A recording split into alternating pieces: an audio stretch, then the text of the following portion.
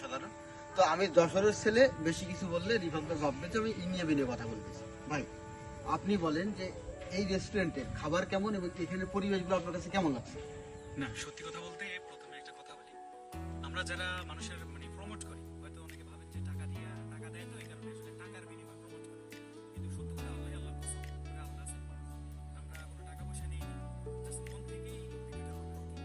যত ভালো লাগছে, সবকিছু ভালো লাগার পরে আমরা মন থেকেই টাইম পাস ক্যাফে রেস্টুরেন্টের একটা রিভিউ দিচ্ছি। এর ভিতরে কোনো রকম স্পন্সর বা কোনো কিছু নেই। এগুলো আর মেন কথা হচ্ছে কি, আমরা এখানে যতক্ষণ ছিলাম, আমরা কথাকারি মতো ছিলাম, এখানে অনেক ভাই আসছেন, অনেক ভাবি আসছেন, ভাই বোন বা ফ্রেন্ড সার্কেল সবাই আসছেন। আলহামদুলিল্লাহ সবাই মনোরম পরিবেশে একদম মাধুর্যতার সহিত এখানে আসছে, খাবার অর্ডার করেছে, খেয়েছে। আমার কাছেও ভালো লাগছে এখানের পরিবেশ।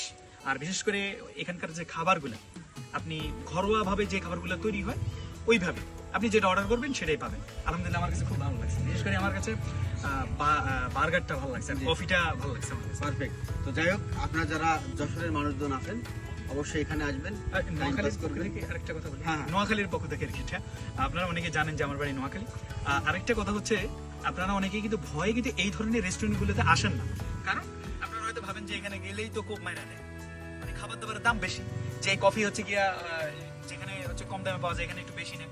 আসলে সব রেস্টুরেন্ট এখানকার মালিকের সাথে আমরা কথা বলছি, ওনারা যে খাবারগুলো, যে মেনুগুলো আছে একদম রিজনেবল প্রাইসে আপনি পাবেন ইনশাআল্লাহ। আপনি মোট কথা খাইতে পারবেন। আপনি যদি চিন্তা করেন যে আমি গরিব মানুষ, আমার দ্বারা কি এখানে একটা কফি খেলে তো আমার পকেট শেষ হয়ে যাবে, তা আপনি